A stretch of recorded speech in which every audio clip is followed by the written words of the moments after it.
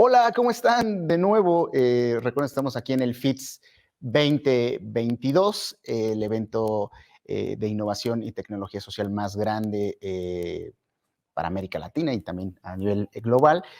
Ahora estamos cambiando el formato, ahora ya tenemos a nuestros invitados presenciales y quiero presentarles a ustedes a Andrea Santiago, ya te iba a cambiar el apellido, perdóname Andrea. Ella es coordinadora de incidencia de CEMEFI y nos va a mostrar un tema muy interesante con una charla titulada Recomendaciones para cuidar el espacio cívico y su incidencia. Así que, si quieres me quedo, si te pongo nerviosa me echo a correr, tú decides. Nada, te doy la palabra para que nos cuentes al respecto de esto del espacio cívico y cómo incidir en este. Ok, pues muchísimas gracias a ti y también a Wingu por la invitación a participar en este Festival de Innovación y Tecnología Social. La verdad es que yo agradezco mucho que además existan este tipo de espacios pues para dialogar no solamente entre las organizaciones que ya nos conocemos, sino también a nivel regional, ver qué es lo que pues estamos planteando para pues poder innovar, ¿no? en cambios sociales y sobre todo para compartir experiencias y perspectivas. Entonces, me parece padrísimo que existan este tipo de espacios. Y bueno, a mí me pidieron hablar sobre un tema creo que es muy importante ahorita y es ver qué podemos hacer las organizaciones, las redes, los colectivos, pues para seguir incidiendo frente a escenarios que tienen que ver con la reducción del espacio cívico, ¿no? Entonces, pues bueno, voy a platicar sobre esto y quizá creo que lo primero que me gustaría comentar, ¿no? Y decir es que, pues, como sabemos, las organizaciones de la sociedad civil, pues, contribuimos de muchas maneras, ¿no? Acciones de interés público, ¿no? Entonces, las organizaciones, la sociedad civil organizada tienen un rol muy central en la construcción y en el cuidado del espacio público y hacemos muchas cosas, ¿no? O sea, a través del trabajo de esta sociedad civil, pues defendemos derechos, al medio ambiente, intervenimos en el diseño de políticas públicas, aquí en México también con la parte de generar programas, pues de pronto de atención muy específicos a poblaciones muy vulneradas en sus derechos, entre otras miles de cosas, ¿no? que podríamos aquí nombrar. Ahora bien, algo que es nada más importante saber es que no solo México, a nivel global, pues hay de pronto muchos obstáculos y muchos retos que estamos enfrentando las organizaciones y los grupos, colectivas, redes, para poder pues hacer nuestra labor, ¿no? Y la labor que hacemos finalmente, pues es para contribuir al bienestar común, ¿no?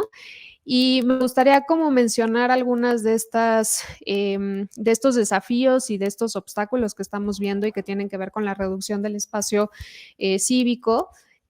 Una de ellas tiene que ver con la creciente violencia, ¿no? Que estamos viviendo nuevamente no solamente en México, sino a nivel mundial, ¿no? Pero que está poniendo en riesgo el trabajo de las organizaciones, de muchas organizaciones, de muchas todo en territorio, ¿no? Y nada más, pues quería como darles un dato. En México es espeluznante que tengamos este tipo de cifras, ¿no? Por ejemplo, nada más de enero a marzo de este año, ¿no? Hubieron 7,354 homicidios dolosos, ¿no? Entonces tenemos un escenario muy, muy, muy sangriento y que obviamente es muy desafiante para las organizaciones y colectivos poder trabajar en este tipo de contextos. El otro tiene que ver con el tema ya de los ataques, las amenazas, las acciones, los acosos que hay hacia periodistas y hacia defensores de derechos humanos, del medio ambiente. Y también pongo otra cifra, ¿no? O sea, nada más en México desde el 2000 para acá, ¿no? 156 periodistas han sido asesinados. Entonces, pues nuevamente este trabajo que que hacemos muchas personas, pues también pues está en riesgo. Otro reto que creo que tenemos y también cada vez más se expresa en otras regiones del mundo, pues son estas expresiones y estas descalificaciones a nivel discursivo que vienen muchas veces por parte del propio gobierno sobre la labor que hacemos las organizaciones de la sociedad civil. Entonces hay de pronto como mucho estigma y campañas de deslegitimación sobre el tipo de labor que estamos haciendo, cuando justamente pues hay obviamente muchísimas organizaciones que todo lo que están haciendo todo el tiempo, todo el día, es buscar cómo poder resolver problemas públicos, es buscar cómo atender a las poblaciones más vulneradas, es básicamente encaminar toda su labor al bienestar común, ¿no? Entonces, cuando tenemos estas descalificaciones, sobre todo de quienes detentan y concentran buena parte del poder político, pues efectivamente enfrentamos cierto tipo de amenazas, ¿no? Y el cuarto punto que quería poner acá es un obstáculo que también estamos viendo de forma creciente y tiene ya que ver no solamente con la parte discursiva, ¿no? Y las narrativas negativas hacia la labor de las organizaciones, sino ya propiamente con las prácticas, ¿no? Es decir, las leyes, las reformas que se están haciendo a nivel legal y fiscal que le pegan directamente a la operación de las organizaciones, sobre todo pues a las más chiquitas, y que pues ponen en riesgo la continuidad de su trabajo, ¿no? Y entonces hemos visto algunas de estas pues reformas últimamente en los últimos años, ¿no? Y obviamente es muy preocupante que tengamos este tipo de contextos. Entonces, yo menciono esto porque justamente cuando estamos hablando del tema de espacio cívico, nos estamos refiriendo, o sea, un espacio cívico abierto es justamente aquel que te permite tener garantizadas, pues, cierto tipo de condiciones para poder expresarnos, para poder reunirnos, para poder organizarnos, ¿no? Entonces, estas libertades que de pronto estamos viendo en riesgo son realmente las que nos permiten, pues, que podamos participar en organizaciones de sociedad civil, son las que nos permiten poder protestar de forma pacífica, son las que nos permiten, pues, abogar como sociedad civil organizada sobre aquellas cosas que queremos y contrarrestar aquellas que no queremos. Y justamente como todos estos ejemplos que yo acabo de mencionar de los periodistas que están siendo asesinados, los defensores que están siendo acosados, las narrativas estigmatizantes, las leyes que golpean a las organizaciones, lo que nos están demostrando pues es que estas libertades están siendo puestas en riesgo y que por ende no solamente está en peligro una organización, un periodista o un movimiento en específico, sino que está en peligro la posibilidad de que la acción de la sociedad civil pueda ser viable, ¿no? Es decir, lo que se está viendo en riesgo es que podamos como sociedad civil organizada, continuar construyendo y participar de lo público. Entonces, por eso es que es un tema que nos afecta a toda la sociedad en su conjunto y no nada más a personas o individuos en concreto. Tenemos además, y me parece que es alarmante esta frase Civicus que está monitoreando justamente esto del espacio cívico y nos está diciendo que el 87% de la población a nivel mundial vive en espacios cívicos cerrados, obstruidos o represivos, ¿no? Entonces, pues hay una labor titánica que hacer, no solamente en México, sino a nivel global, para que pues podamos justamente dedicarnos a cuidar el espacio público, a no permitir que haya retrocesos pues en esta materia, ¿no? Y bueno, sobre la parte ya, ahora sí me voy directamente con el tema de las recomendaciones, que para eso también como nos invitaron y es, pues tenemos este contexto muy desafiante y qué es lo que podemos hacer las organizaciones, redes, colectivos, agrupaciones que nos dedicamos a temas de incidencia, qué hacemos y cómo podemos seguir incidiendo frente a este tipo de contextos y qué cosas tener pues muy presentes, ¿no? A la hora de actuar y sobre todo para actuar de una forma estratégica. Entonces, creo que lo primero que yo diría es que es importantísimo el que podamos visibilizar y comunicar mejor lo que hacemos las organizaciones de la sociedad civil, ¿no? Cómo es que contribuimos al bienestar común, es importante que nos permitan seguir participando porque es nuestro derecho en la vida pública del país, porque es importante que nos involucremos en la toma de decisión pública, porque es importante que le exijamos a los gobiernos que rindan cuentas, entre otras muchas cosas, ¿no? Entonces, yo creo que al menos quienes nos están escuchando acá, por el tipo de público que son, seguramente no tienen duda de los grandes logros que ha tenido la sociedad civil en México, ¿no? Pero eso, o sea, podemos hablar de mil cosas, ¿no? O sea, la construcción de instituciones mucho más democráticas, programas de atención, políticas que sirven para atender a más vulnerados. Hemos logrado que el gobierno nos dé acceso a cierto tipo de información. En Chile, nada más para mencionar pues este ejemplo, ¿no? Tenemos todo un proceso de cambio a la Constitución, producto de la movilización ciudadana. Entonces, yo creo que no hay duda entre nosotros, como tercer sector, de que es muy valiosa la labor que hacen las organizaciones, pero eso no significa que la población en general tenga conciencia de esa importancia y no significa tampoco que nos estemos vinculando con ellos y generando puentes para hacerlos partícipes también de estos cambios, ¿no? Entonces, creo que algo que sí es bien importante es hacer un análisis crítico sobre por qué no estamos logrando comunicarnos, ¿no? ¿Por qué no estamos logrando posicionar la importancia que tiene la sociedad civil organizada? ¿Por qué no logramos llegar a públicos más amplios?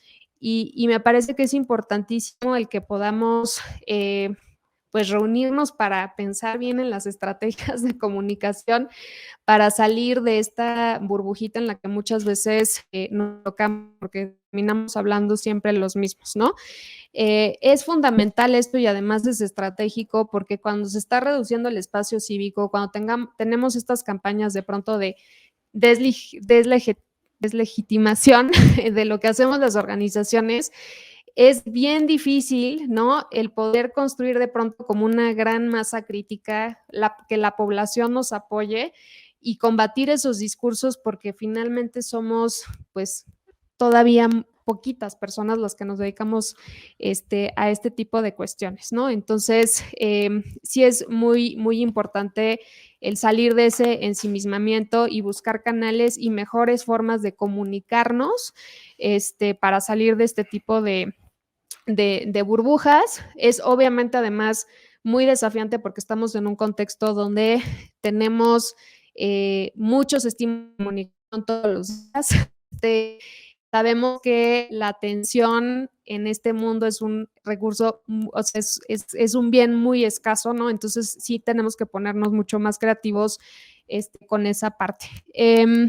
Ahora, yo creo que la comunicación no solamente pasa por un tema de, no sé, estrategia de marketing, mejores mensajes para llegar a públicos más amplios, sino también el poder buscar pues vínculos y dinámicas con otro tipo de audiencias, ¿no? ¿Y a qué me refiero con esto, no? O sea, muchas veces creo que en sociedad civil se construyen muchos proyectos y muchos programas, y muchas políticas que tienen en cuenta, pues, a poblaciones que no están tan favorecidas o que ven vulnerados sus derechos. Ahora, se piensa de pronto que nada más por el hecho de dirigir un programa o un proyecto a ese tipo de poblaciones, ya tenemos un canal de comunicación abierto y estamos cercanos. Y eso no siempre es cierto, ¿no? O sea, creo que el poder tener enfoques más colaborativos, más horizontales, más participativos con el tipo de poblaciones con quienes buscamos trabajar es fundamental, no solamente por una cuestión de, de inclusión, sino también por una cuestión estratégica, ¿no? Necesitamos escuchar lo que están diciendo esos grupos, cuáles son sus necesidades y a partir de ahí construir nuestros proyectos, programas, políticas, a partir de ahí hacer sugerencias sobre hacia dónde deberían de ir caminando nuestras agendas. Entonces, creo que mientras no tengamos esa comunicación y esa inclusión con estos otros grupos, también va a ser muy difícil que pues logremos realmente transformar las cosas. Otro punto tiene que ver con el no fragmentarnos, sino desarticularnos, ¿no? Entonces, si además lo hacemos mal comunicándonos hacia el exterior, también internamente hay muchas fracturas, ¿no? Entonces, creo que algo que también está pasando, al menos en México, es que por lo menos el ejecutivo tiene un discurso muy efectivo y muy inteligente porque coloca las cosas en blanco y negro, ¿no? El pueblo bueno y todos aquellos que no estamos, parece que estamos en contra de ese pueblo bueno porque somos fifís, porque somos opositores, porque somos críticos, y porque no contribuimos al bienestar común. Entonces, esos mensajes de pronto, pues son muy efectivos porque son muy maniqueos, pero nos van a seguir pegando mientras nosotros no tengamos una lógica de articulación de un mensaje sobre nuestra contribución pues a la vida pública de este país, mientras no logremos ponernos de acuerdo sobre una estrategia para hacerle frente a este tipo de descalificaciones. Y creo que algo que debemos pues dejar de lado es de pronto como el tema de los protagonismos en las agendas y en las causas en las que se trabaja, ¿no? El dejar de enfocarnos en los particularismos y de pronto sí saber que tenemos que construir cierto tipo de consensos y articulaciones mucho más grandes, donde todos vamos a tener que poner de nuestra cancha para poder hacerle frente a una narrativa que está siendo tan efectiva para lastimarnos, ¿no? Creo que también es bien importante no caer en las trampas de la polarización, que también es una tendencia que estamos viendo no solo en México, sino en muchos otros países, ¿no? Que básicamente lo que hacen es generar, pues sí, como versiones totalizantes de lo que es la realidad, el estás conmigo o estás contra mí. Y creo que algo que tenemos que resaltar como sociedad civil es que somos plurales, que somos diversos, que justamente trabajamos en la parte fina de los matices, ¿no? Y que si perdemos de vista esto, pues estamos realmente cojeando. Entonces creo que la hacer toda la de promoción de la parte de la diversidad.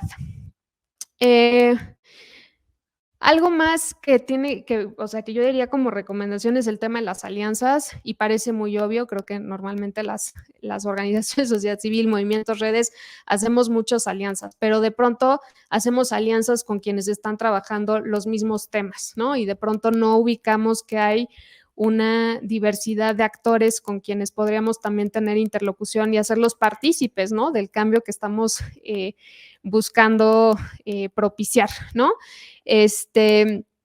Y les pongo un ejemplo, ¿no? O sea, normalmente a veces como que nos acercamos con los medios de comunicación porque ya queremos sacar una nota de prensa y queremos aparecer en la televisión para poder posicionar nuestros temas en la agenda pública, pero los vemos nada más como eso, como un canal para transmitir nuestro comunicado y para hacernos presentes y visibles. Y yo creo que más bien al ser todos partícipes de la construcción del espacio público, podríamos hacer a los medios de comunicación corresponsables y aliados y colaboradores de este cuidado del espacio cívico, ¿no? Y justamente creo que desde ese enfoque y desde ese ángulo podríamos pues llegar a concertar muchas más cosas con ellos. Hay otros actores que creo que a veces no identificamos ni siquiera como, como aliados potenciales porque nos parece que están como que alejados de esta esfera muy pura de la sociedad civil, como pudieran ser a veces como algunos artistas o algunos influencers y me parece que tenemos que estar como que mucho más abiertos de ojo para ver que realmente pues aquí, al menos en México, tenemos a tantos actores que están tan interesados en participar de la construcción de lo público y simplemente a veces no sabemos cómo conectarnos o cómo comunicarnos con ellos y cómo hacerlos partícipes de las causas en las que estamos, y creemos que romper con esa tontera. Y un caso muy concreto que sirvió, por ejemplo, para todo el tema de la defensa de los derechos de las trabajadoras del hogar en México, que es uno de los grupos más excluidos y marginados aquí, pues fue de pronto como decir, estábamos en nuestros procesos de incidencia, ¿no? Esperando la ratificación de un convenio internacional para que se les reconocieran sus derechos, y no teníamos en el mapa ni siquiera como a artistas o a directores como Alfonso Cuarón, ¿no? Y de pronto pues llega Cuarón con una película protagonizada pues por una trabajadora del hogar, y si bien su película no iba en el sentido de hablar de los derechos vulnerados de las trabajadoras del hogar, el hecho de poder tener una conversación con él y tener una conversación pública a partir de un producto cultural y a partir de la suma de actores y legisladores y sociedad civil y personas de a pie, fue lo que realmente fue, o sea, muy estratégico para colocar el tema en la agenda pública y para empujar por reformas muy importantes que hoy son las que le permiten tan solo tener a las trabajadoras del hogar su derecho a la seguridad social reconocido, ¿no? Entonces, me parece que tenemos que ver más allá de las alianzas obvias que podemos tener con gente que está trabajando los mismos temas.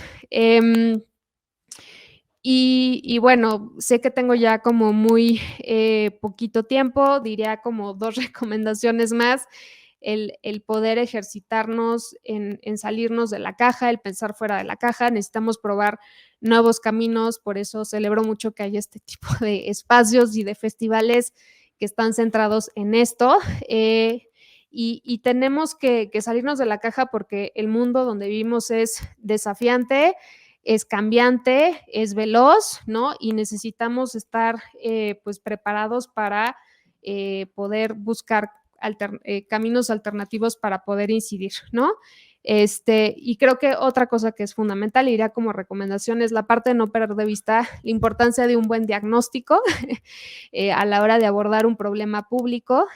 Tenemos que tener mucha claridad sobre nuestro objetivo, la situación, a quiénes afecta, cómo los afecta, qué es lo que ya se ha hecho, porque si no tenemos ese buen diagnóstico en la parte de incidencia, podemos errar muy gacho en la parte de la estrategia, ¿no? Entonces, yo me quedaría con eso y lo que diría es, sí, efectivamente, son muchos los obstáculos, muchos los retos, y necesitamos ahora sí que defender y cuidar el espacio cívico e idear caminos novedosos pues, para seguir defendiendo nuestro derecho a participar en los asuntos de interés público. Muchas gracias. No, hombre, muchas gracias a ti, Andrea. Traigo yo micrófono, así que no te preocupes. Lo que te iba a preguntar, porque hay aquí, generó polémica tu presentación en el chat, hay como varios comentarios y preguntas, pero hay una en particular que me llamó la atención y que te la quiero compartir, que dice, ¿cómo promover el derecho a la ciudadanía a participar en asuntos públicos? Por ahí, al rato que Andrea tenga la oportunidad de conectarse en Hopin, todos estos personajes y personas que estuvieron hablando acá en el chat, bueno, pónganse en contacto con Andrea y sigan la conversación por otros canales, que para eso tenemos estas plataformas virtuales. Y entonces, esta pregunta que te hacía, Andrea. Sí, ¿cómo promover nuestro derecho a participar en los asuntos de interés público? Correcto. Pues desde muchas vías, ¿no? O sea, creo que una es el poder generar narrativas que sean muy atractivas para poner en el centro la importancia de que participemos en los asuntos públicos. Necesitamos, como dije, ¿no? Nuevos mensajes, pero necesitamos también encontrarnos con la ciudadanía en general pues para realmente vincularnos con ellos, ¿no? Promover qué es lo que estamos haciendo, hacerlos partícipes, ¿no? De este tipo de diálogos, porque finalmente esa promoción no la tendremos que hacer solamente las organizaciones, sino todo el mundo, ¿no? Pero sí es cierto que necesitamos primero el acercamiento básico con poblaciones con quienes normalmente pues estamos alejados, ¿no? Me parece que la parte también de las alianzas ahí es fundamental. De pronto creo que sacamos muchos productos de comunicación que están desarticulados, de pronto nos damos cuenta que hay muchas campañas que están promoviendo el tema de la ciudadanía, pero que no están articuladas. Entonces me parece que ahí sería como estratégico también ver lo que ya se está haciendo, mapeando bien eso y buscar con eso.